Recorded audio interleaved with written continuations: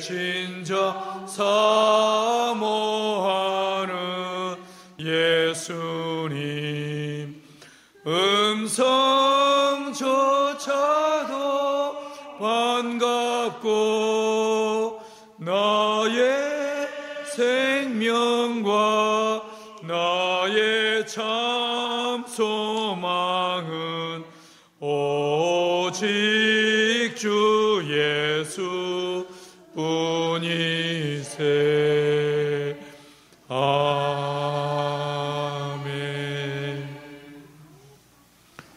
여러분, 저와 여러분들이 예수의 십자가의 피로 구원받고 하나님의 자녀가 되는 순간부터 주님께서 저와 여러분을 하나님의 나라를 이 땅에 세우는 일에, 주님의 나라를 확장하는 거룩한 일에 저와 여러분을 불러주십니다.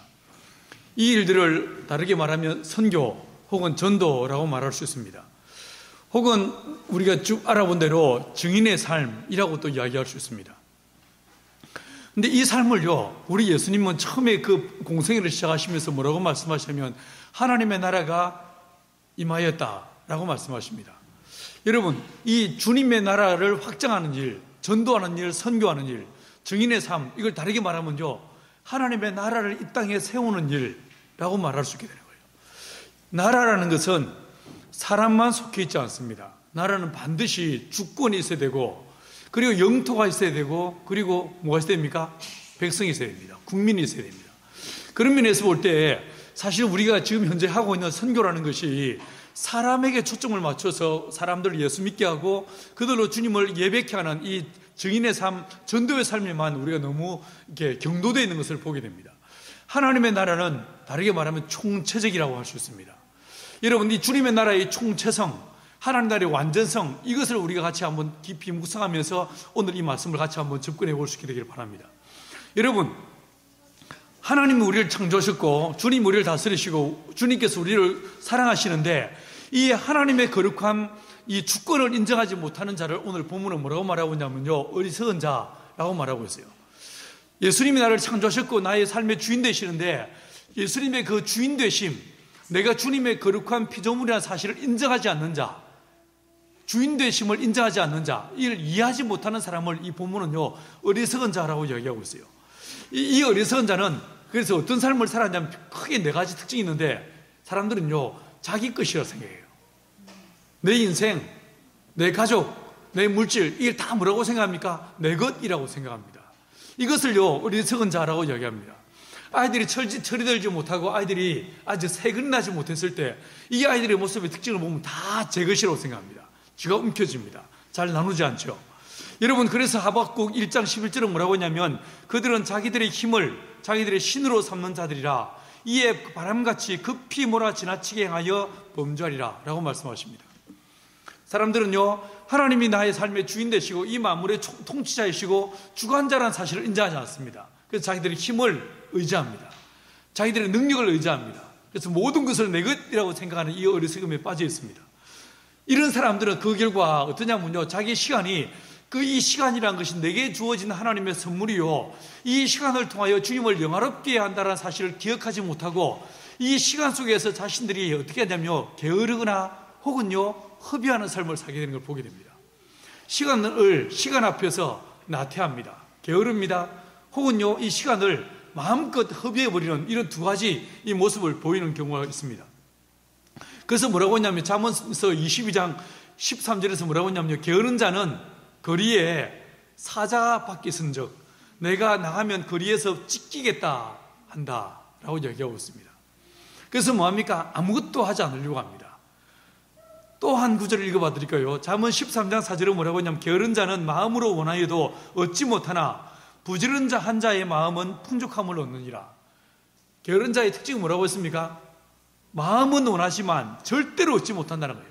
생각은 많아요. 하지만 뭐합니까? 아무것도 실행하지 않더라는 거예요. 이게 게으른 자의 특징입니다. 왜 이 게으름은 어디서 오는가? 이 게으름은 어디서 오는가? 하나님이 자기 삶의 주인이라는 사실을 인정하지 않을 때 이 게으름이라는 아주 공통된 특징이 사람들이 나타나는 것을 보게 됩니다.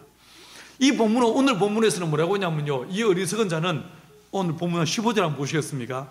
그런즉 너희가 어떻게 할지 행할지를 자세히 주의하여 지혜 없는 자같이 하지 말고 오직 지혜 있는 자같이 하여라고 했습니다. 이 어리석은 자들의 세 번째 특징이 어떠냐면 뭐 한다고 했습니까? 주의하지 않는다. 주의하지 않는다라고 했어요. 생각하지 않고 지금 내게 주신 기회, 내게 주신 환경, 내게 주신 상황에 대한 하나님의 섭리와 하나님의 경륜에 대해서 전혀 관심이 없습니다. 주의를 기울이지 않습니다. 여러분, 그래서 이 사람들은 분별하지 못하고 시대를 분별하지 못하고 하나님의 때도 기억하지 못하고 그래서 늘 어떻게 합니까? 고집스럽게 하는 것을 보게 됩니다. 그 다음에 네 번째 특징이 있습니다. 이 어리석은 자들은요, 물질로 영혼의 문제를 해결하려고 하는 특징을 갖게 됩니다. 자, 누가복음 12장에서 한 어리석은 자 혹시 기억나십니까? 16절 이하에서 보시면 제가 읽어볼게요. 또 비유로 그들이 말하여 이르시되 한 부자가 있었다. 그 밭에 소출이 풍성했다. 아마도 지금 이맘때인 것 같습니다. 논에 수확을 했는데 수확이 아주 풍성했습니다. 페이스북에 이제 그 과거의 오늘들을 이제 내가 썼던 글들을 다시 보여주는 이런 기능이 있어요. 이제 제가 2017년도에 쓴 글에 보니까 16년도인가 17년도에 쓴 글 보니까 제가 이때 보은에서 이제 논에 수확을 했어요. 근데 수확을 했는데 양집사님이 콤바인으로 수확하면서 정말 많이 수확이 됐다고 막 아주 기뻐하시고 칭찬을 받은 게 있었어요. 이제 혹시 이제 보은에서 저와 같이 농사 짓던 분 기억하시겠지만 저는 논에 벼를 심을 때 많이 심지 않았어요. 하나 혹은 세 알을 심었어요. 근데 이게 제가 나중에 세보니까 그 한 알에서 몇 개가 이 가지가 분열됐냐면 37개, 38개로 분열되어졌어요. 굉장히 많이 분열되어졌고, 두 번째, 한 대궁에서 이 나달이, 벼 나달이 맺혔는데, 평균요, 저는 보은에서 농사 지으면서 매년 우리 동네 이 논에 몇 알이 맺힌지를 수확하는 것을 수확할 때 이걸 나달을 세봤거든요. 평균적으로 하면 몇 개가 맺히면 110개에서 120개 정도가 맺힙니다. 그때 그 해에 내 눈에서 몇 개가 맺혔냐면 187알이 맺혔어요. 187알이. 예. 그 말 그대로 풍년이 일어났었어요. 예. 자, 여러분들, 근데 이런 이제 이 풍년의 상황이 주어졌는데 12장 17절에서 뭐라고 하냐면 그가 그 심중에 생각하여 이르되 내가 곡식 쌓아둘 곳이 없으니 어찌할까 하고 또 이르되 내가 이렇게 하리라 내 곡간을 헐고 더 크게 짓고 내 모든 곡식과 물건을 거기에 쌓아두리라 라고 이야기합니다. 그리고 이어서 이 사람이 뭐라고 하고 있냐면 또 내가 내 영혼에게 이르되 이 사람은요 지금 뭐였습니까? 수확을 많이 이뤘을 뿐이었습니다. 그 한 해의 매출이 진짜 놀랍게 맺혔을 뿐이었습니다. 근데 이 사람이 뭐라고 말하고 있냐면 내 영혼아 여러 해 쓸 물건이 많이 쌓아두었으니 편히 쉬고 먹고 마시고 즐거워하자 라고 이야기하고 있습니다. 이 어리석은 자의 네 번째 특징이 뭐냐면 물질로 자기 영혼의 문제를 해결할 수 있다라고 하는 큰 착각에 빠진다는 거예요. 근데 그날 밤에 주님이 찾아오셔서 뭐라고 하십니까? 이 어리석은 자야, 오늘 밤에 내가 네 영혼을 취하면 이 모든 것이 누구의 것이 되겠느냐라고 말씀하십니다. 사랑하는 여러분, 혹시 저와 여러분 이 가을에 이 어리석은 자처럼 물질의 것으로 영혼의 문제를 해결할 수 있는 것처럼 마치 이 모든 것이 내 것인 것처럼 착각에 빠져 있지 않습니까?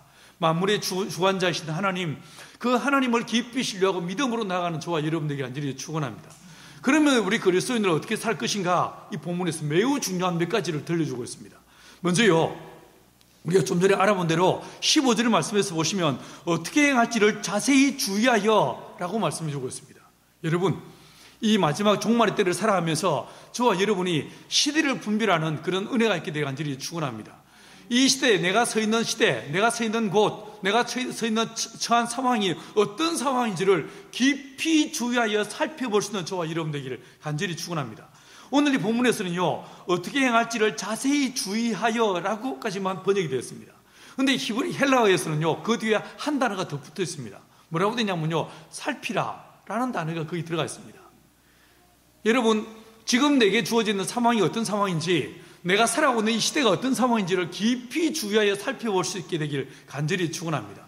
기도하면서 하나님, 지금 내가 처해 있는 이 상황, 이 한반도의 상황, 우리의 이 시대가 어떤 시대입니까? 주께 묻고 아뢰면서 이 시대를 분별하는 믿음의 눈이 열리게 되기를 간절히 축원합니다. 자세히 주의하여 살피라 라고 말씀했습니다. 여러분, 이것을요, 우리가 지난주에 알아봤던 이 에베소서 5장 10절에서는 뭐라고 말씀했냐면 주를 기쁘시게 할 것이 무엇인가 시험하여 보라 라고 말씀했어요. 시대를 살아가면서 어떻게 행할지를 자세히 주의하는데 주의하고 끝날 게 아니고 그 다음에 지금 이 시대 속에서, 이 상황에서 내가 어떻게 하면 주님을 기쁘시게 할 수 있는가를 고민해 보라는 거예요. 고민해라는 거예요. 여러분, 어리석은 자와 다르게 지혜 있는 자, 하나님을 경외하는 사람은 어떤 사람인가? 지금의 상황을 깊이 면밀히 분석하고 검토해 본 다음에, 그러면 나는 이 상황에서 어떻게 하나님을 기쁘시게 할 수 있는가? 이 상황에서 내가 어떻게 하는 것이 하나님을 영화롭게 하는 길인가? 그 길을 골몰하고 생각하는 자가, 이게 지혜 있는 사람이다. 기독교인들은 그런 삶을 살아야 한다라고 말하고 있는 것입니다. 어떻게 하면, 무엇을 하면 주님을 기쁘시게 할 수 있는가를 고민하는 것입니다. 여러분이 잘 아시는 구절을 하나 읽어드릴게요. 미가서 6장 6절에서 뭐라고 하냐면, 내가 무엇을 가지고 여호와 앞에 나아가며 높으신 하나님께 경배할까? 내가 번제물로 1년 된 송아지를 가지고 그 앞에 나갈까? 여호와께서 천천의 순양이나 만만의 강물 같은 기름을 기뻐하실까? 내 허물을 위하여 내 마다들을, 내 영혼의 죄를 위하여 내 몸의 열매를 드릴까? 사람아, 주께서 선한 것이 무엇인지를 내게 보이셨나니 여호와께서 내게 구하시는 것은 오직 정의를 행하며 인자를 사랑하며 겸손하게 내 하나님과 함께 행하는 것이 아니냐라고 말하고 있습니다. 여러분, 매 순간순간마다 이번 이 한 주간 내가 어떻게 하나님을 기쁘시게 할까? 오늘 이 하루를 살아가면서 어떻게 내가 주님을 영화롭게 할까를 고민하고 그 길을 구하는 저와 여러분들에게 간절히 축원합니다. 이 다윗이라는 사람은 내가 무엇으로 하나님을 기쁘시게 할 수 있는가, 이걸 늘 고민하는 사람이었습니다. 그 고민에 초점을 맞추고 수단과 방법을 가리지 않고 그는 어떤 일을 합니까? 이 다윗이 주님과 동의하는 삶을 살다 보니까 그의 삶 속에서, 그의 고민 속에 나온 결론이 무엇이었습니까? 하나님을 위해 집을 지어드리는 일, 하나님을 위해 전을 지어드리는, 이게 진짜 주님을 기쁘시게 하는 길이라고 그는 결론을 내렸던 것 같습니다. 그런데 주님 뭐라고 하십니까? 너는 할 수 없다. 너는 피를 많이 흘린 자라. 너는 결코 하나님의 전을 지을 수 없다라고 말씀하셨습니다. 그럼에도 불구하고 이 다윗은 어떻게 합니까? 하나님의 성전을 위해서 필요한 모든 재료들을 다 모으기 시작합니다. 심지어 마치 모세가 시내산에 올라갔을 때에 하나님께로부터 성막에 대한 설계도를 받았던 것처럼, 이 다윗은 장차 솔로몬이 지어야 되는 하나님의 성전을 위한 모든 설계도를 그는 받아냈어요. 여러분, 제가 언젠가 말씀드렸는데 이 다윗의 이 모습은 거룩한 불순종이다. 하나님이 하지 말라고 하셨는데 하지 말라고 한 이 일을 굳이 우겨가면서 뭐합니까? 하나님의 전을 위해서 그는요 모든 것을 다 준비했다라고 성경은 증언해 주고 있습니다. 여러분, 물론 우리 주변에서 보면요 시키면 시키는 것도 안 하는 사람이 있습니다. 우리 중에 누가 그런가? 부모님이 시켜도 시킨 것도 잘 안 하는 사람이 누군가? 혜원인가? 요한인가? 아니면 노아인가? 여러분, 진짜 착한 종은 뭐겠습니까? 좋은 사람은, 좋은 종은 시키면 시키는 거 잘하는 것, 이게 참 좋은 종입니다. 근데 진짜 좋은 종은 뭐겠습니까? 어떤 사람이겠습니까? 시키기 전에 시키지 않아도 알아서 잘 해주는 이 종이 진짜 좋은 종이지 않겠습니까? 여러분, 저와 여러분 안에 이런 모습이 있게 되기를 축원합니다. 시대를 분별하고 어떻게 하면 하나님을 기쁘시게 할 수 있는가, 어떻게 하는 것이 하나님을 영화롭게 하는 길을 찾고 고민하고, 그리고 그 길을 모색하고 힘을 다해서 하나님을 영화롭게 하기를 힘쓸 수 있는 저와 여러분들에게 간절히 축원합니다. 여러분, 두 번째로요, 오늘 이 본문에서 보시면요 하나님을 기쁘시게 하는 지혜로운 자의 두 번째 태도가 있는데, 이해하라 라고 말씀하십니다. 한번 17절 말씀을 같이 한번 읽어보십시다. 17절입니다. 시작. 그러므로 어리석은 자가 되지 말고 오직 주의 뜻이 무엇인가 이해하라. 이해하라는 거예요. 하나님의 뜻이 뭔가 이해하라는 거예요. 여러분, 우리는 기도할 때 늘 내 소원을 아뢰입니다. 내 기도의 제목들을 주 앞에 막 이야기합니다. 방언으로 혹은 내 기도의 제목을 큰 소리로 외칩니다. 근데 혹시 여러분들은 하나님의 뜻이 무엇인지를 귀를 기울이고 경청하는 시간들을 가지십니까? 기도의 시간이 하나님의 음성을 듣는 시간이지 않겠습니까? 기도는 주님과의 영적인 대화라고 이야기합니다. 그러면 이 기도의 시간에 내가 내 소리를 아뢰고 내 간구를 아뢰는 것도 중요하지만, 주님의 뜻을 이해하고 주님의 음성에 귀를 기울이고 하나님의 말씀을 붙잡기 위해서 애를 쓰는 것도 또한 기도의 중요한 요소이지 않겠습니까? 여러분은 어떠십니까? 물론 우리가 방언으로 기도하다 보니 이 방언 속에서 그냥 이 방언이 자연스럽게 대화가 될 때가 있어요. 막 방언을 하지만 그 방언하는 속에서 이 방언 속에서 내 마음이 열리고 귀가 열리면서 내가 이야기하지만 나 혼자 이야기하지 않고 주님이 내게 들려주시고 그 대화 속에서 깊은 사귐의 시간들이 우리에게 주어질 때가 있어요. 여러분, 이 모든 시간들을 통해서 하나님의 뜻을 이해하는 저와 여러분들에게 간절히 축원합니다. 그러면서 뭐라고 하냐면 술 취하지 마라, 이는 방탕한 것이다 라고 말씀했어요. 이건 물론 잠언서 23장 말씀을 우리에게 인용한 구절인데 왜 술 취하지 말라고 할까요? 술 취하면 감각의 문이 열려버립니다. 여러분, 옛날에 술 많이 드셔보신 분들, 우리 장로님을 비롯해서 술 많이 드셔보신 분들, 이 술 드셨을 때 어땠습니까? 인출이 이제 눈을 크게 뜨는데 노아야 어땠어? 술 많이 마실 때 어땠어? 일단 술을 막 먹고 나면 이게 정신줄이 놓고 내 안에 통제력이 상실되어지면서 내 마음대로 행해버립니다. 맞죠? 그래서 술이 나를 지배합니다. 처음에 내가 술을 먹지만 술이 나중에는 어떻게 합니까? 술이 나를 먹게 됐어요. 술이 나를 먹게 됐어요.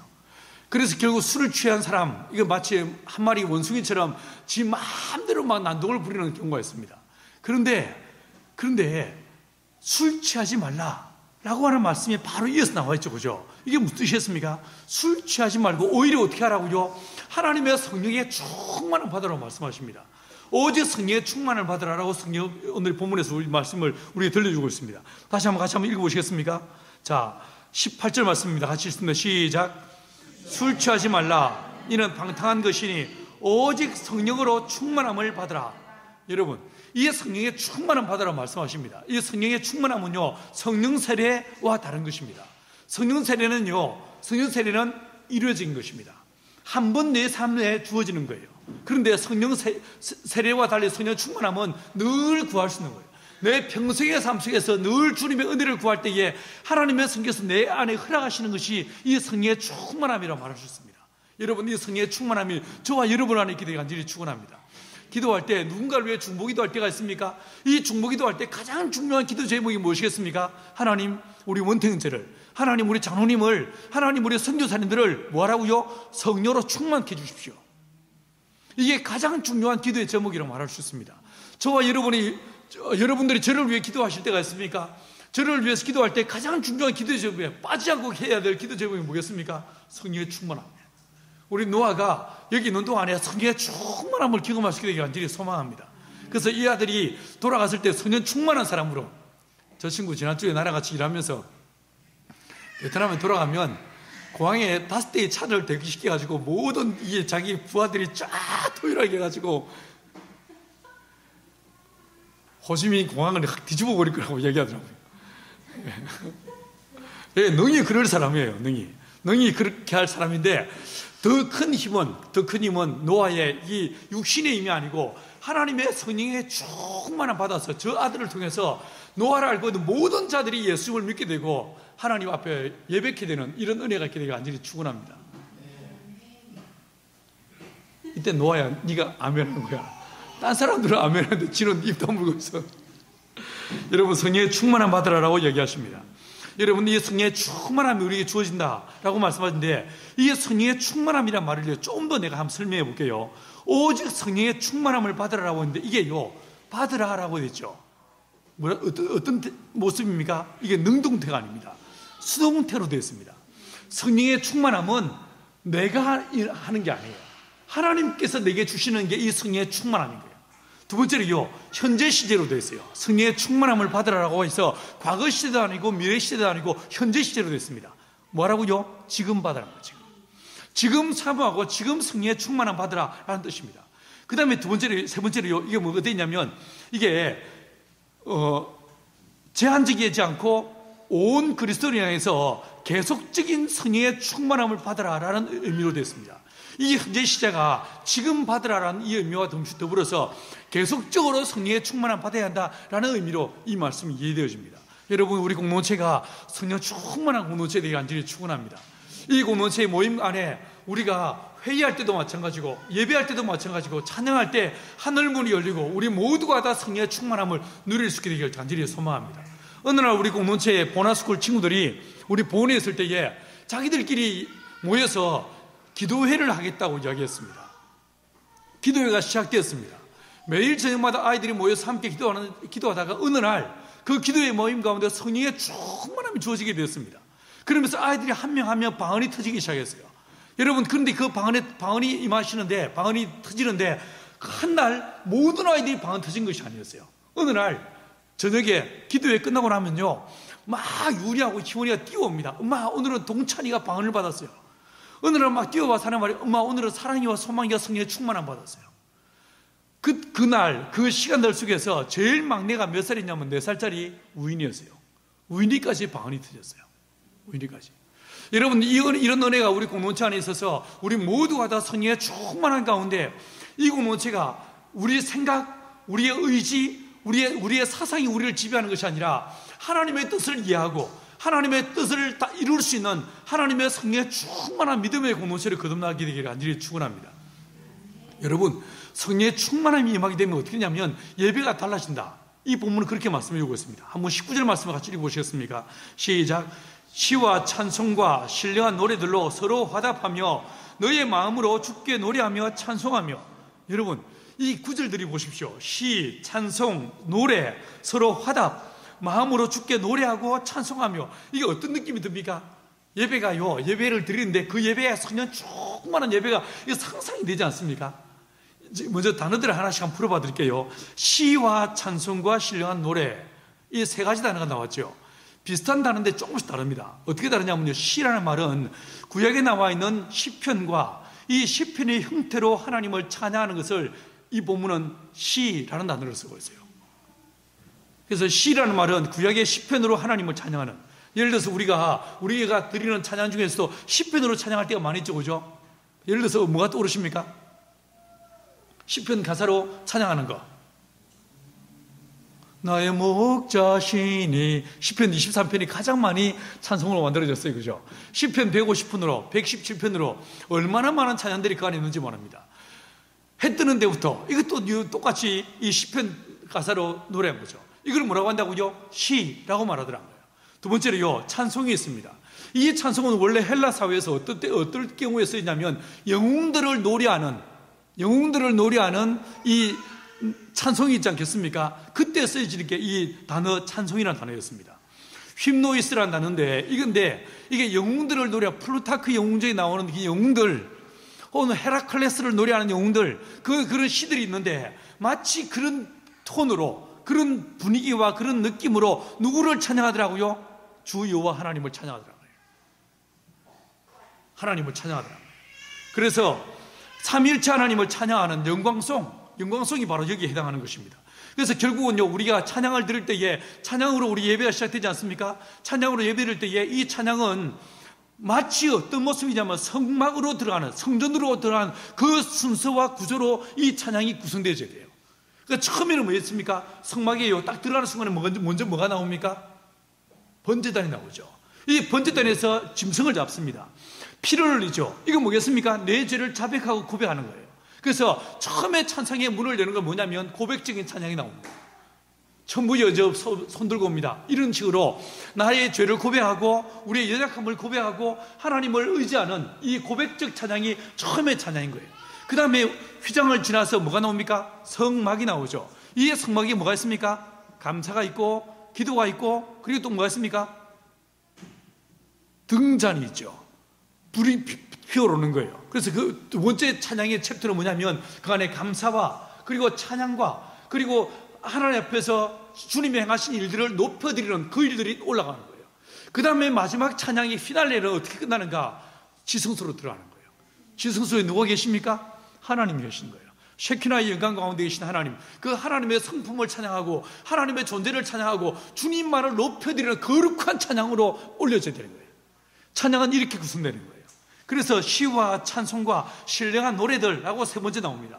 이 신령한 노래는요, 성령의 영감으로 부르는 찬양이에요.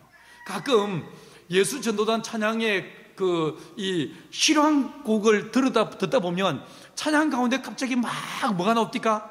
함께 방언으로 기도하면서 막 찬양이 아름답게 곡주가 붙은 찬양이 나오는 걸 들어본 적 있습니까? 혹시 여러분들 새벽 예배나 철야 기도회 때 여러분 교회 성도들 중에서 방언으로 기도하는 것도 있지만 방언으로 찬양을 하는 걸 들어보신 적 있습니까? 얼마나 아름답고 신기하고 신령한지 모릅니다. 여러분, 우리 이 공동체의 기도의 모임 안에서 이런 방언으로 하나님을 참여하는, 내가 영으로 기도하고 마음으로 기도하며, 내가 마음으로 참여하고 영으로 참여하며 라고 바울은 이야기했습니다. 여러분, 우리가 영과 혼으로, 내 마음과 영으로 온통 주님을 찬양하고 주님의 이름을 높여드리는 그런 예배가 또한 저와 여러분의 그런 삶이 되기를 간절히 소망합니다. 여러분, 하나님의 성령의 충만한 가운데 주의 뜻을 이해하고 시대를 분별하면서 결국 우리가 어디로 나가는가? 예배의 자리로 나가는 거예요. 하나님의 이름을 높이는 거룩한 예배자로 주님을 우리를 서게 하시는 거예요. 여러분, 이 공동체가 온전한 예배의 공동체로 먼저 세워질 수 있게 간절히 축원합니다. 그리고 이어서 하는 말이 너희가 서로 화답하며 노래하며 찬송하며라고 했습니다. 이게요, 앞에 나와 있는 시와 찬미와 신령한 노래, 이것을 함께 모아한 것인데, 이게 중복적으로 나오면서 이게 중복적으로 나오죠. 서로 화답하라라고 말하고 있어요. 이게 뭐겠습니까? 매일 이런 찬양의 삶을 드리란 거예요. 어떤 상황에서도 늘 하나님을 찬양하고 주님의 이름을 높이는 믿음의 삶을 살아야 한다라고 말하고 있는 거예요. 여러분, 저와 여러분의 삶이 날마다 하나님을 경배하며 주님을 찬양하는 믿음의 삶이 되기를 간절히 축원합니다. 우리가 이 어리석음에서 벗어나서 주의 십자가를 경험하고 하나님의 부르심에 합당한 모습으로 주님과 동행하는 삶을 살기 시작하면 성령 충만한 삶으로 주님 이끄시면서 저와 여러분을 예배자들로, 찬양하는 자들로 이끌어 나가신다라고 말씀하고 있어요. 그 다음에요, 주님께서 어떻게 하시냐면 저와 여러분을 범사에 감사하는 삶으로 우리를 이끌어 주십니다. 한번 20절 말씀을 같이 읽어보십니다. 시작. 범사에 우리 주 예수 그리스도의 이름으로 항상 아버지 하나님께 감사하며. 자, 여러분, 이 감사라는 말 앞에 딱 어떤 말이 붙어 있습니까? 항상이라는 단어가 붙어 있습니다. 여러분, 주님께서 우리 안에 주님의 시대를 분별하게 하시고 이야기하시면서 하나님의 성령의 충만함을 더하시면 예배자로 살 뿐만 아니라 늘 우리의 삶 속에서 무슨 고백이 튀어나온다고요? 감사가. 어느 날 제 아내가 책을 읽고 난 다음에 하루에 잠들기 전에 늘 10가지 감사 제목을 늘 주님 앞에 아뢰고 잠드는 모습을 보았어요. 저도 그걸 따라하기 시작했습니다. 여러분, 저와 여러분들이 밤에 잠들기 직전에 하나님의 보좌 앞으로 나가 주님, 오늘 하루 나를 지켜주셔서 감사합니다 라고 하면서 하나님께서 내 삶에 행하셨던 일들 중에서 감사의 제목들을 리스트를 쭉 올려보시고 그 감사를 오롯이 올려드리고 침상에서 잠으로 들어갈 수 있게 되기를 소망합니다. 말씀하십니다. 항상 감사하라. 이어서 뭐라고 했습니까? 범사에 라고 이야기하고 있습니다. 여러분, 우리가 주님을 신뢰하고 성령에 충만하고 나가는 사람들이 가장 중요한 특징이 뭐냐면요, 감사의 삶을 사는 사람들이었어요. 우리의 삶이 어리석은 자처럼 이것이 내 힘으로 내 능력으로 되어졌다고 생각지 않는다면 늘 주님의 은혜를 기억하고 주님의 역사심을 기억하면서 주 앞에 감사와 찬양을 올릴 수 있는 믿음의 삶을 사는 귀한 역사가 되길 간절히 축원합니다. 여러분, 그러면 어떻게 되는가? 이 본문은요, 16절에서 정말 신기한 단어를 하나 들려주고 있습니다. 이 16절 한 9절 한번 같이 읽어보십니다. 시작. 세월을 아끼라, 때가 악하니라. 왜가 이 16절 9절을 내가 왜 20절까지 간 다음에 다시 올라와서 16절을 말씀드리니까, 세월을 아끼라 라고 말씀하십니다. 여러분, 시간을 우리가 어떻게 아낄 수 있습니까? 그냥 우리가 잘 계획적으로 시간을 잘 쓰면 그게 시간을 아끼는 길일까요? 돈을 아낀다, 이 말은 이해가 되죠. 우리가 시간을 어떻게 아낄 수 있을까요? 다르게 말하면 시간을 허비할 수도 있다는 말이지 않겠습니까? 어떻게 하면 시간을 아낄 수 있을까요? 먼저 이 원어를 제가 한번 풀어봐 드리겠습니다. 여러분, 여기서 세월을 아끼라라고 할 때 아낀다라는 이 말이 무슨 말이라고 되어 있냐면 엑사고로 조메노이라고 되어 있습니다. 엑사고라라는 단어를 쓰고 있는데 이게 무슨 뜻이냐면요, 이게요, 리딤이란 말이에요. 리뎀션, 구속하는, 우리를 구원시키는, 우리의 죄를 위해서 예수님이 그 값을 지불하셔서 나를 사시는, 노예로 팔렸던 사람을 자유케 하기 위해서 대가를 지불하는, 이게 리딤이지 않습니까? 그런데 주님께서 어떤 단어를 쓰고 계시냐면 세월을 리딤하라 라고 말씀하고 있어요. 세월을 구속하라 라는 단어를 쓰고 있어요. 이게 무슨 뜻이겠습니까? 제가 처음에 말씀을 시작하면서 하나님의 나라라는 개념을 말씀을 드렸습니다. 그리고 이 복음을 전해서 예수 믿게 하는 이 일에 대해 설명을 드렸습니다. 근데 사람만 예수 믿게 하는 게 아니고 시간을 어떻게 하라고요? 시간을 구속하라는 거예요. 여러분, 이 본문에서 세월이라는 단어가 나오죠.